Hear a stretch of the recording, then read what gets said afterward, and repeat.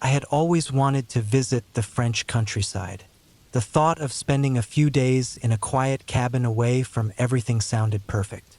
So I found a small cabin, tucked away deep in the woods, far from the city noise. It seemed like the perfect place to relax. There was nothing around but trees and the sound of the wind. No cars, no people, just quiet. The first night was peaceful. I sat by the fire, sipping on some wine, and just watched the flames flicker. It was so quiet, almost too quiet. There was something strange about the silence, but I told myself I just wasn't used to it. After living in the city for years, this kind of quiet would take some getting used to. But the second night was different. As soon as it got dark, I started feeling strange. It was like something wasn't right. I kept looking out the windows, expecting to see something, but there was nothing, just trees and darkness. I couldn't shake the feeling that someone or something was out there, watching me. I tried reading to calm myself down, but I couldn't focus. Every creak of the floor, every gust of wind against the windows made me jump. At one point, I thought I heard something outside, like someone walking through the leaves. I froze, listening closely, but the sound stopped just as quickly as it started. I hurried to lock the doors and shut all the windows, telling myself it was just an animal. But deep down, I knew something wasn't right. The next morning, I decided to go for a walk through the woods, hoping it would help me relax. The fresh air helped at first, and I started to feel better. But after walking for a while, I realized I had lost my way. The trees were thick, and everything started to look the same. I tried to find the path back to the cabin, but after about an hour of walking, I knew I was lost. I didn't have a map, and my phone had no signal. Panic started to set in. I picked a direction and walked faster, hoping it would lead me back. But the deeper I went into the woods, the more confused I became. Everything around me looked identical. Endless trees, no landmarks, no signs of the cabin. By the time the sun started to set, I still hadn't found my way back. I knew I'd have to spend the night out there. I found a small, open area and decided to stay there. As it got dark, the woods around me went completely silent again. That same feeling I had the night before returned, only worse this time. I didn't sleep. Every little sound, leaves moving, twigs snapping, made my heart race. At one point, in the middle of the night, I heard footsteps behind me. Slow, careful steps. I held my breath, heart pounding. The footsteps stopped after a while, but I never heard them walk away. It was like whatever was out there had stopped, standing just out of sight, waiting. When the sun came up, I hurried to pack my things and walked as fast as I could. After hours of wandering, I finally saw the cabin through the trees. But something was wrong. The front door was wide open. I know I had locked it before I left. I walked inside carefully. Everything looked the same, but there was something strange about the air inside, like the place wasn't quite right. I checked all the windows. They were still locked from the inside, just as I had left them. Nothing seemed missing, but the feeling was still there, that someone had been inside while I was gone, watching. I didn't waste any time. I grabbed my things, left the cabin, and started driving. I kept glancing in the rearview mirror, expecting to see someone standing in the doorway, watching me leave. As I drove away, the feeling didn't go away. In fact, it got stronger, like something was still following me. Even now, months later, I can't shake the feeling. Every time I step outside, it feels like someone's watching from the shadows, waiting. I never saw anyone, but I know I wasn't alone in those woods. I don't think I ever will be again.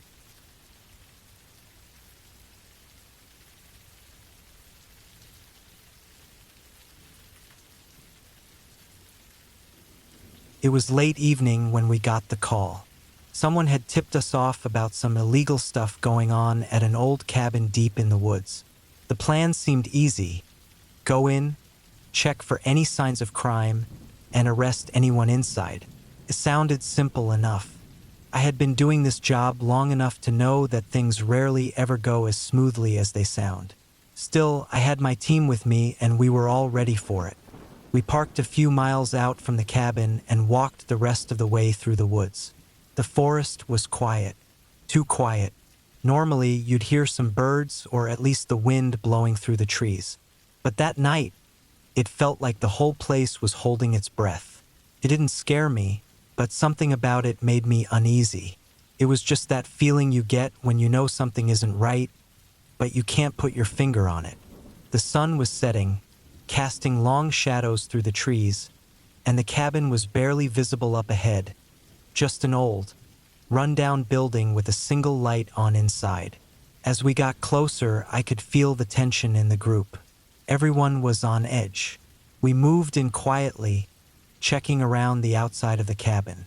The place looked like it had been abandoned for a while, but someone had to be inside. There were fresh tire marks in the mud outside, and that light didn't turn on by itself. I broke off from the others, moving around the back of the cabin. My flashlight cut through the darkness, barely lighting up the area in front of me. Then I smelled it, a strong, sharp smell in the air, metallic and heavy. Blood. I knew it right away. I told the others to wait, not to move in just yet. I got closer to the cabin, crouching down by the back window. When I looked inside, my stomach dropped. There was a man tied to a chair in the middle of the room. His head was hanging forward, and the floor underneath him was covered in blood. I couldn't tell from where I was if he was dead or alive, but it was bad. Real bad. This wasn't just some small crime. This was something much worse. My chest tightened with the feeling that we had walked into something we weren't prepared for. I gave the signal and we entered the cabin. Right away, I could tell this wasn't just about drugs or something simple. Whoever had done this had been brutal. The man in the chair didn't move. His skin was pale, his eyes wide open, staring at nothing.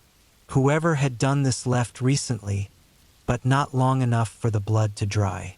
As the others checked the place, something caught my eye. The floorboards under the chair looked uneven, like they had been pulled up and put back down. I knelt beside them and pried one of the boards loose.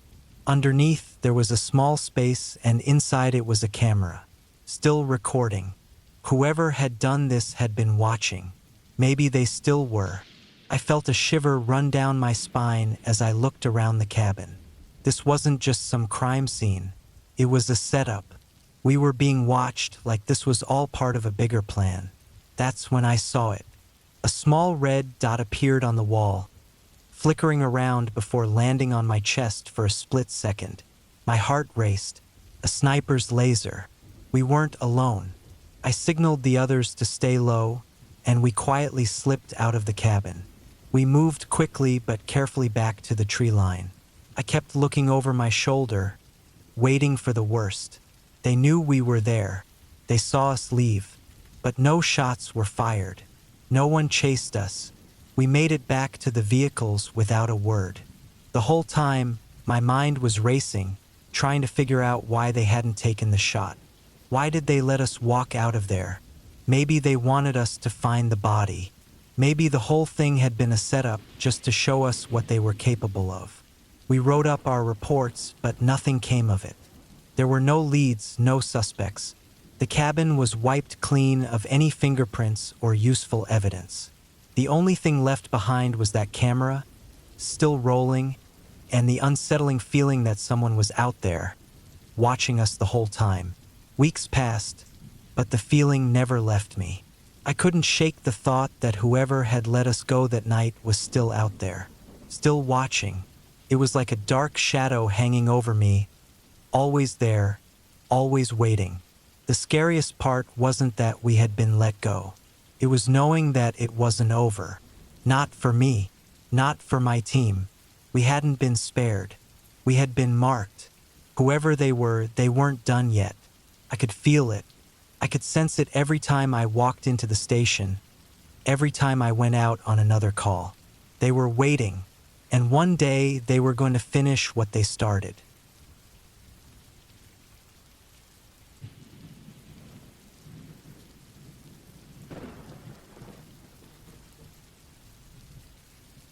I hadn't seen my ex-wife in years, so when she called out of nowhere, it caught me by surprise. She sounded different, calm, almost like she missed the past. She said she wanted to meet up, to talk about everything that happened between us, and suggested we go somewhere private. She told me about a cabin she had rented, out in the middle of the woods, just the two of us, no one else around. It felt like a strange idea, but I was curious and still had some feelings left.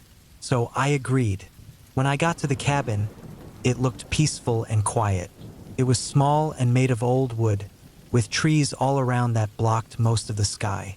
I got out of the car, the cold air hitting me, and walked toward the cabin. It felt cut off from the world, far away from everything and everyone. Inside, it was simple but cozy, with a fire already burning in the stone fireplace. She must have been there for a while, setting things up. I put my bag down, feeling a bit uneasy, but I tried to ignore it. The night started off fine. We talked about old times, things that used to make us laugh. But as the evening went on, something felt off. It wasn't just the weirdness of being around her again after so long. It felt like something heavier, something unsaid hanging in the air. Time moved slow, and I noticed how the trees outside seemed to press closer to the cabin as the sun went down. Darkness came fast in the woods. The wind outside started to pick up, making a low, creepy sound as it moved through the trees. Inside, the fire was the only light. I tried to relax, but I couldn't. Something felt wrong. I didn't know if it was being with her again, after everything that happened, or if it was this cabin. It didn't feel right. I sat there, staring into the flames, trying to figure out why I was so tense. I looked over at her, and she was sitting on the edge of her chair, staring at me. There was something in her face, something cold and distant, not like the person I used to know. She stood up and walked over to the window, staring out into the dark forest. The silence in the room stretched on too long. I felt my anxiety grow, but it stuck to me like I couldn't shake it off. I stood up, thinking about leaving, but something made me stop. Maybe it was guilt, or maybe I just wanted to know why she brought me here. She turned around slowly, and for a second, I saw it. The look, the same cold, empty look she had before we split up.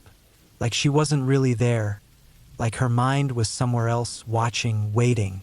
I suddenly felt like I had made a huge mistake by coming here. The wind outside was getting louder, and the fire was almost out. I looked around, feeling the walls closing in. The shadows stretched longer, and the room felt smaller. My heart started to pound. I grabbed my bag and went for the door, but before I could get there, I felt her hand grab my arm. She didn't say anything, just stood there, gripping my wrist hard, too hard. I pulled free and ran to my car, leaving her standing by the door. I didn't look back. I jumped in, started the engine, and sped down the dirt road, my hands shaking on the wheel. I couldn't explain what had just happened, but I knew something wasn't right. I've thought about it over and over, but I still can't shake the feeling I had back there. That look she gave me, like she had planned all of this, like she knew exactly what she was doing. I don't know if she wanted to hurt me or if it was just my mind playing tricks, but one thing is clear. I'll never go back to that cabin. I can't, because as I was driving away, just before the cabin disappeared in the rearview mirror, I swear I saw her standing at the edge of the trees, watching me. And she wasn't alone. There was someone else, someone taller, standing right behind her in the dark, too far to make out clearly but close enough to see. It wasn't my imagination.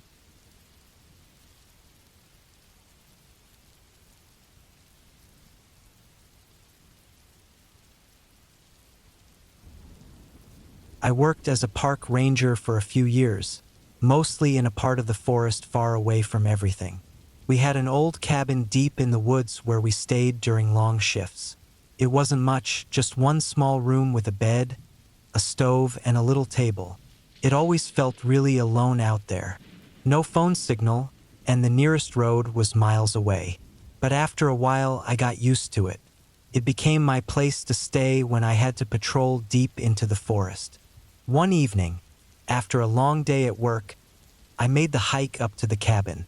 The sun was going down, and the shadows from the trees stretched long across the path.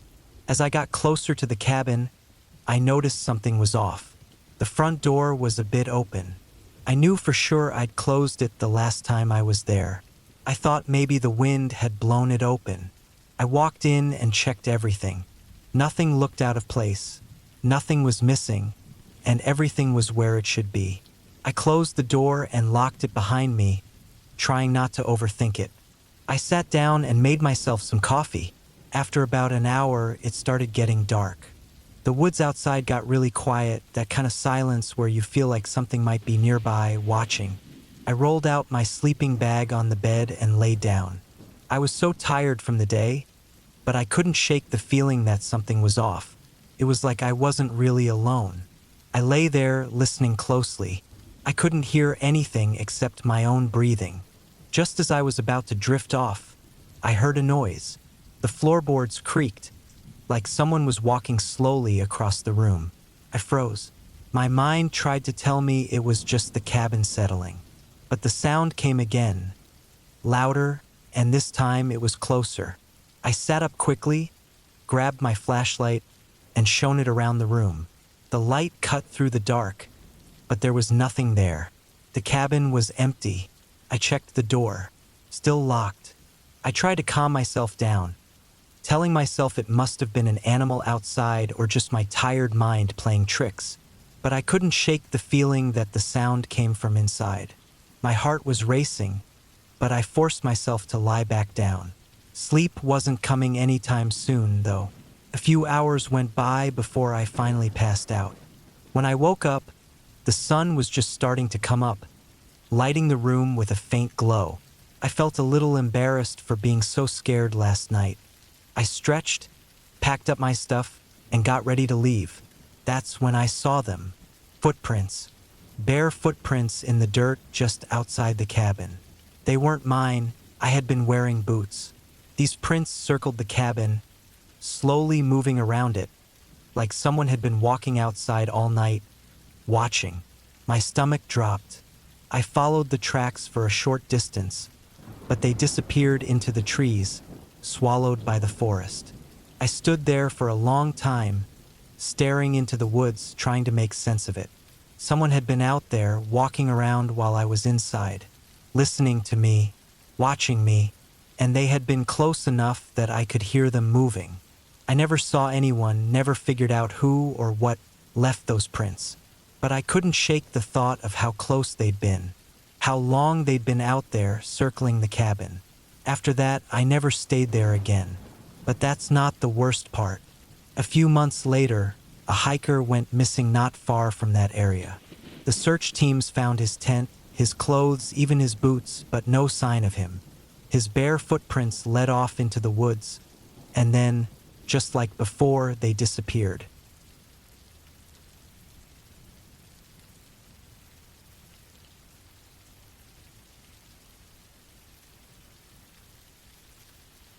I went to the cabin with my wife and her mom for the weekend.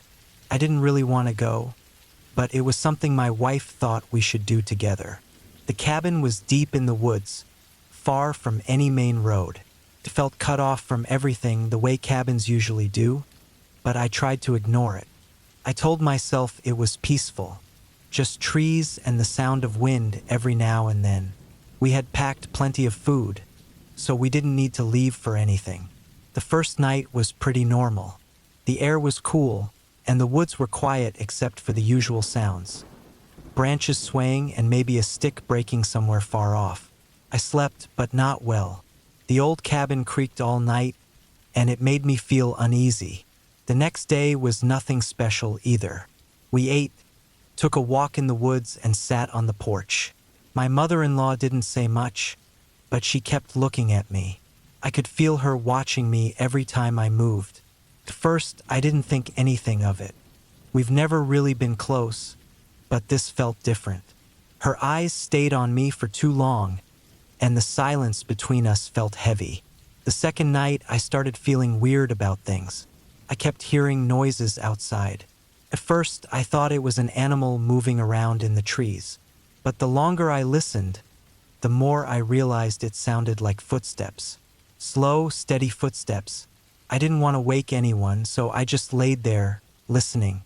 Then the footsteps stopped, right by the window. I didn't move. I tried to tell myself it was just my mind playing tricks on me. Nothing happened after that, and eventually I fell back to sleep. The next morning, I went outside and saw something strange. There were deep marks in the dirt by the side of the cabin, like something heavy had been dragged through it. I walked around the whole cabin and saw the same kind of marks all the way around. It was unsettling. I didn't tell my wife or her mom about it because I didn't know what to say. I didn't know what to think myself. That evening, things felt even worse. The air inside the cabin felt heavy, almost thick, and the forest outside was strangely quiet. Usually, there'd be birds or something, but not that night. It was dead silent. I stayed close to the cabin, not wanting to go too far. That's when I saw her, my mother-in-law, standing just at the edge of the trees, looking straight at me. She hadn't said a word all day, but the way she stood there, just staring, made my skin crawl. It wasn't like she was just looking at me. It was like she was waiting for something. I went inside and locked the door behind me. I couldn't shake the feeling that something was wrong. I peeked out the window, and she was still standing there, not moving at all. I didn't know what to do. I told myself it didn't mean anything, but I couldn't stop the growing tension inside me. Hours went by, and she finally came inside. I tried to act normal, but the night was worse than before. I woke up in the middle of the night to the sound of heavy breathing. It wasn't mine, and it wasn't my wife's. It was coming from outside, near the bedroom window. I didn't look. I just stayed as still as I could, trapped in my bed, waiting for it to stop. When it finally did, I was too scared to fall back asleep. The next morning, I went outside again. The marks around the cabin were even deeper, like something had been dragging itself around the cabin all night. And once again, my mother-in-law was staring at me like she knew something I didn't. The air in the cabin felt suffocating, and I wanted to leave, but I didn't have a good reason. I knew it would sound crazy if I said anything. That night, I stayed awake. I sat by the window waiting to hear the sounds again. And just like before, they came slow, heavy footsteps moving around the cabin. But this time, I heard something else too. Something being dragged through the dirt. It was slow, and it sounded wet, like something heavy being pulled along the ground. I froze, my heart racing. The sounds moved around the cabin, coming closer and closer until they stopped right outside the window. I didn't want to look, but I had to. I forced myself to peek through the curtain. There was nothing there, just the trees swaying a little in the wind. But the ground outside the window was all messed up, like something had been standing there, watching me. By morning, I was ready to leave. I didn't care if I didn't have a reason. I just wanted to go. I went to find my wife, but she wasn't in the cabin. Neither was her mother. The whole cabin was silent, and I started to panic. I looked everywhere, inside and out, but they were gone. There was no sign of them, except for those deep drag marks in the dirt, leading into the woods. I didn't follow them. Something inside me told me not to. I knew if I went into those woods, I wouldn't come back. The way her mother had stared at me, the way she waited, like she was planning something. And now they were both gone. I left the cabin that day alone, and I haven't seen my wife or her mother since. I never told anyone what happened. I'm not sure anyone would believe me anyway, but every now and then, I hear those slow, steady footsteps. I hear something being dragged through the dirt, heavy and wet. And every time, I know it's getting closer.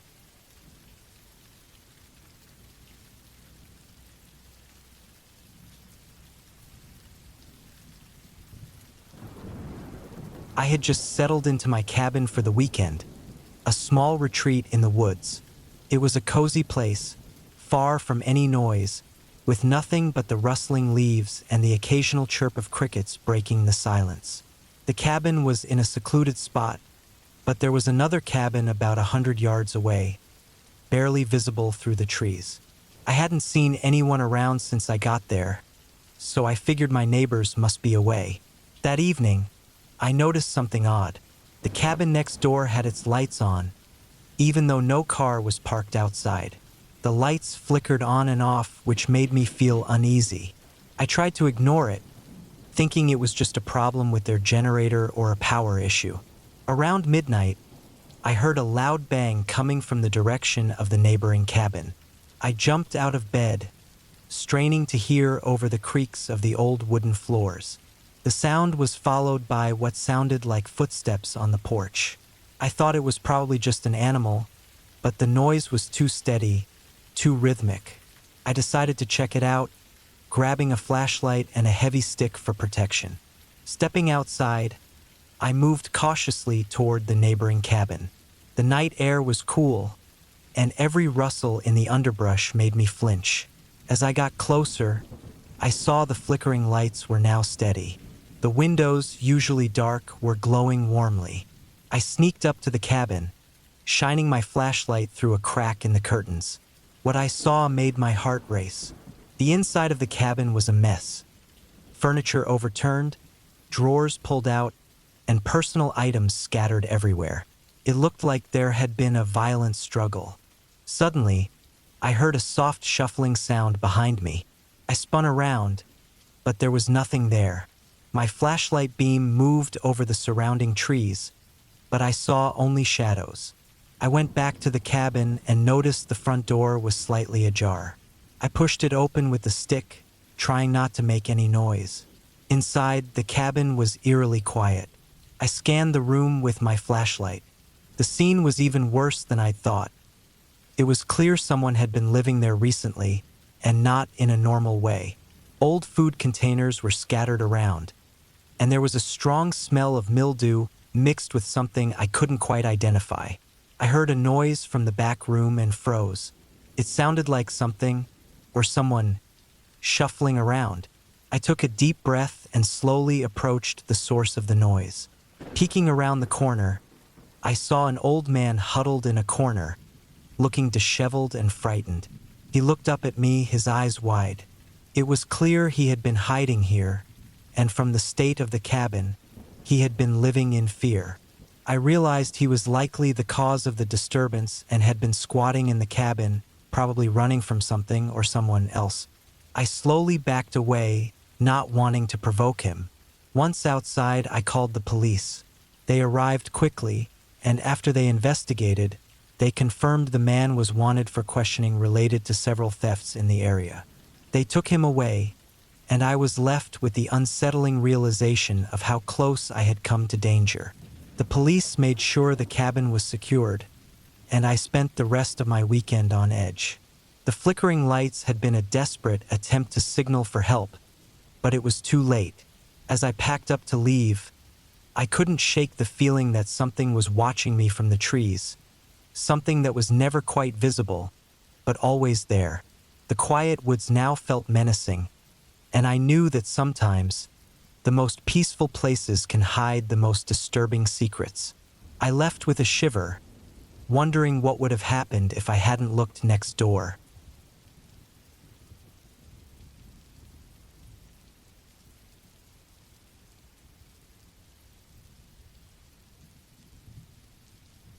My grandmother's cabin in the Russian countryside was always a comforting place. Hidden deep in the forest, it was a peaceful retreat away from the city's noise. When she fell ill and needed help, I offered to stay with her and take care of the place. The first few days went smoothly. I chopped wood, cooked meals, and kept an eye on her. The forest outside was calm, but there was an unusual quietness that felt heavy in the cabin. I thought it was just the isolation and the cold winter making everything feel still. One night, while I was sitting by the fire, a loud bang came from the attic, which I had avoided due to its dark, creepy vibe.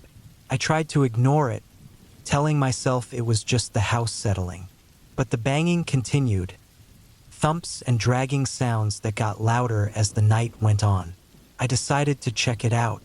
With a flashlight and a crowbar, I climbed the old squeaky stairs to the attic. The air was chilly and musty. When I reached the top, the noise stopped suddenly. I shone the flashlight around and saw old, dusty furniture and forgotten items. Nothing seemed out of the ordinary. Just as I was about to go back down, I spotted a small door in the corner that I hadn't noticed before. It was slightly open, showing a narrow space beyond. I was hesitant but felt a strong urge to see what was inside. I pushed the door open and found a small hidden room with a wooden chest covered in cobwebs. My heart raced as I opened the chest. Inside were old handwritten letters and photos of people I didn't know. They seemed very old, and one photo stood out. It was of a young woman who looked strikingly like my grandmother, but much younger.